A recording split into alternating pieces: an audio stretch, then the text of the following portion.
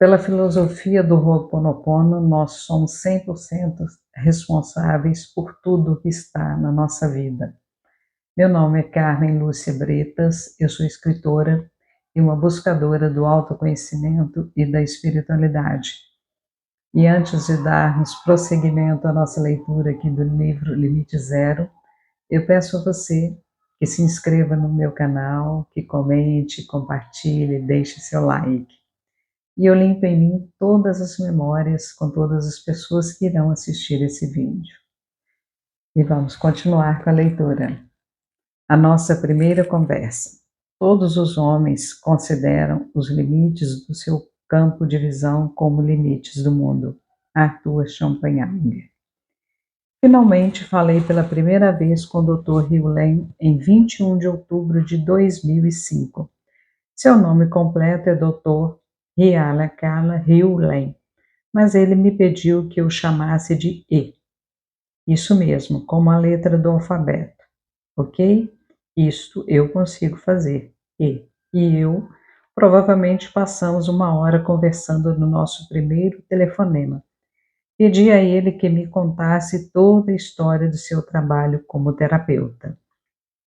Ele explicou que trabalhou no Hawaii State Hospital durante 3 anos. A ala onde ficavam os criminosos dementes era perigosa. Psicólogos iam embora todos os meses. A equipe faltava muito por motivo de doença ou simplesmente pedia demissão. As pessoas atravessavam a ala de costas para a parede, com medo de serem atacadas pelos pacientes. Não era um lugar agradável de viver, trabalhar ou visitar.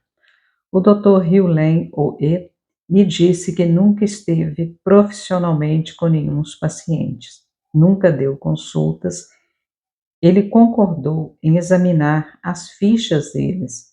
Enquanto analisava as fichas, ele trabalhava em si mesmo e, à medida que fazia isso, os pacientes começaram a ficar curados. A história ficou ainda mais fascinante quando tomei conhecimento do seguinte. Passado alguns meses, os pacientes que tinham estado algemados estavam tendo permissão para andar livremente, me disse ele. Outros que estavam tomando forte medicação estavam recebendo doses menores de remédios, e os que tinham sido considerados como tendo a menor chance de um dia ir embora estavam sendo liberados. Eu estava aturdido. Além disso, prosseguiu ele, a equipe passou a gostar de ir trabalhar. O absentismo e a rotatividade desapareceram. Acabamos ficando com mais gente do que precisávamos, porque os pacientes estavam tendo alta e todos os membros da equipe estavam indo trabalhar diariamente. Hoje, aquela ala está fechada. Foi nesse ponto que eu tive de que fazer a pergunta de $1 milhão. O que você estava fazendo em si mesmo que causou as mudanças naquelas pessoas? Eu estava simplesmente purificando a parte de mim que eu compartilhava com eles, respondeu ele. Hã? Eu não estava entendendo.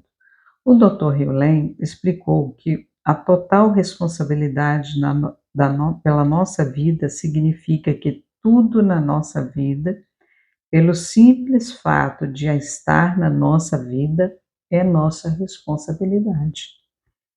Em um sentido literal, o mundo inteiro é nossa criação. Uau, isto é difícil de engolir. Ser responsável pelo que eu digo ou faço é uma coisa. Ser responsável pelo que todo mundo na minha vida diz ou faz é outra bem diferente.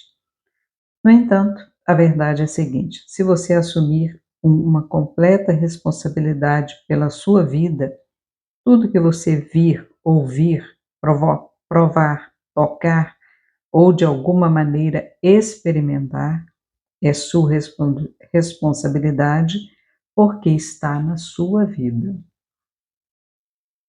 Realmente não é fácil de engolir isso não, né? Isso significa que cabe a você curar os terroristas, o presidente, a economia, enfim, tudo que você experimenta e não gosta. Eles só existem, por assim dizer, como projeções que vêm de dentro de você. O problema não é com eles, e sim com você. E para mudá-los, você precisa mudar a si mesmo. Eu sei que isso é difícil de entender, que dirá aceitar ou efetivamente viver a ideia. É por isso que muitas vezes a gente diz, o Ho'oponopono aparentemente é fácil, né? Acho que é só falar simplesmente as frases, né? Mas também é assumir, né? Você pode falar direto, tudo bem, mas tendo a consciência de que você está assumindo a responsabilidade por aquilo. Assumir a responsabilidade não é ser culpado, mas saber que se aquilo apareceu para você, cabe a você fazer a escolha de fazer a purificação. Então, esse é o sentido, né? E para mudá-los, você precisa mudar a si mesmo. Eu sei que é difícil de entender, que dirá aceitar ou efetivamente viver a ideia.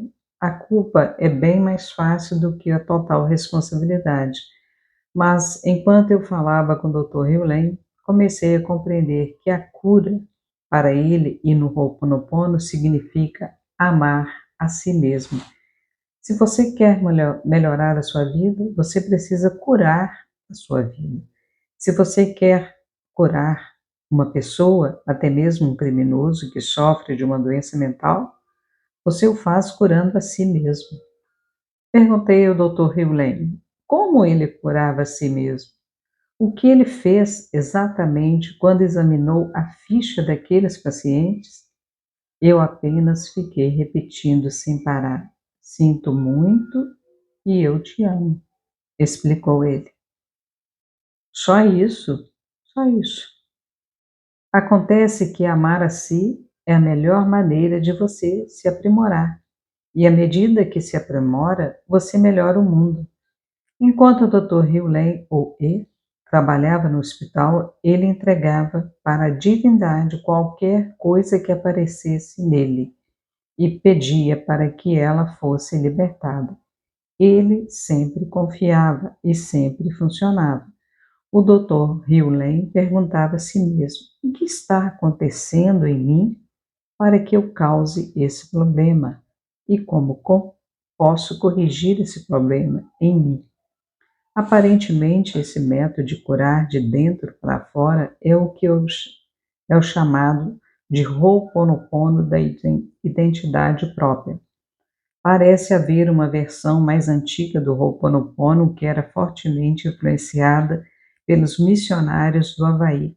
Envolvia um facilitador que ajudava as pessoas a curar os seus problemas conversando com elas.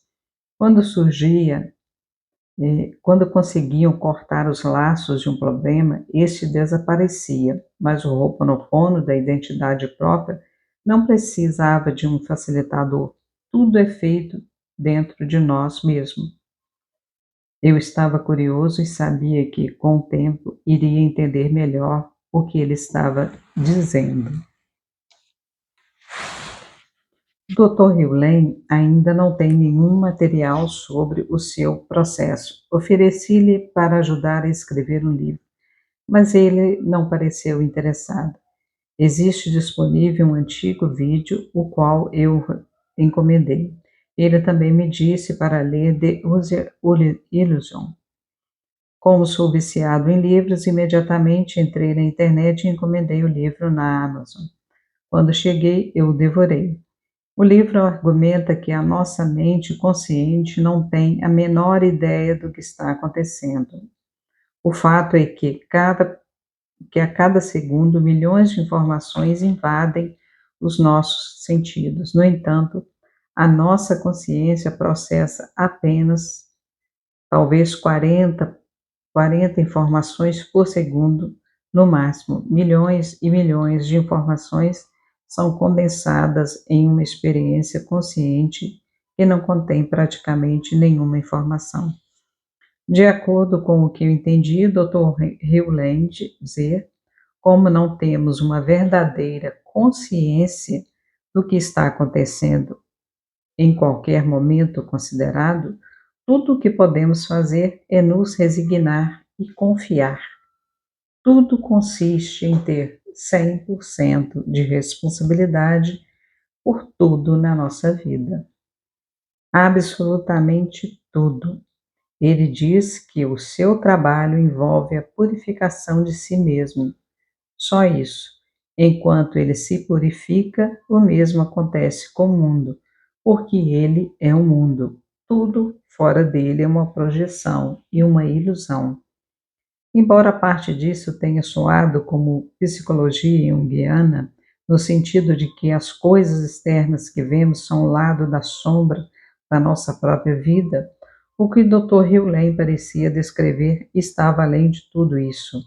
Ele parecia reconhecer que tudo é um reflexo de nós mesmos, mas também estava dizendo que é nossa responsabilidade corrigir tudo o que vivenciamos a partir do nosso interior, conectando-se ao divino. Para ele, a única maneira de corrigir qualquer coisa externa é dizendo: Eu te amo.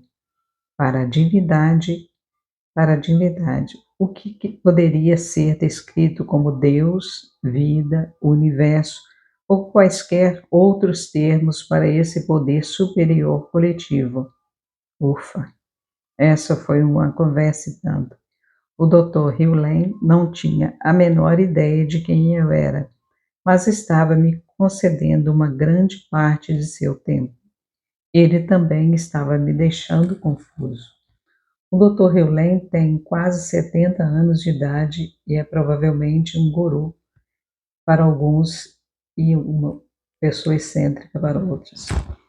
Como eu disse, nesse livro foi escrito há praticamente há quase 20 anos, né? O Dr. Hewlett já não está mais nesse plano, né? Mas onde ele está, ele continua aí iluminando a todos nós, né, nos passado esse conhecimento maravilhoso. É isso aí, só gratidão ao Dr. Hewlett. Fiquei emocionada por ter conversado com o Dr. Hewlett pela primeira vez, mas eu queria saber mais. Eu claramente não estava entendendo o que ele estava me dizendo, e seria muito fácil resistir a ele ou descartá-lo. Entretanto, o que estava me obcecando era a história de ele usar esse novo método para curar supostos casos irrecuperáveis, como o dos criminosos que sofriam de doenças mentais. Eu sabia que o Dr. Hewlett iria apresentar um seminário em um futuro próximo, de modo que fiz perguntas a respeito do evento. O que vou colher do seminário? Você vai colher o que você colher, respondeu ele. Bem, aquilo me pareceu como o antigo treinamento da década de 1970. Você colhe o que estava destinado a colher. Quantas pessoas estarão no seminário? Perguntei. Eu estou sempre fazendo a limpeza de modo que somente as pessoas que estão prontas para estar lá estarão presentes, disse ele. Talvez 30 ou 50, nunca se sabe. Antes de encerrarmos o telefonema, perguntei a ele o que significava a assinatura nos seus e-mails. POI, P-O-I, significava paz do eu, explicou ele. É a paz que supera todo o entendimento. Não entendi o que ele quis dizer na ocasião, mas hoje faz todo sentido para mim. P-O-I, né? Peace of I, em inglês. A paz do eu, né? Então, assim, nós encerramos mais esse vídeo, sabendo que tudo que está na nossa vida é de nossa responsabilidade. Até o próximo. Gratidão.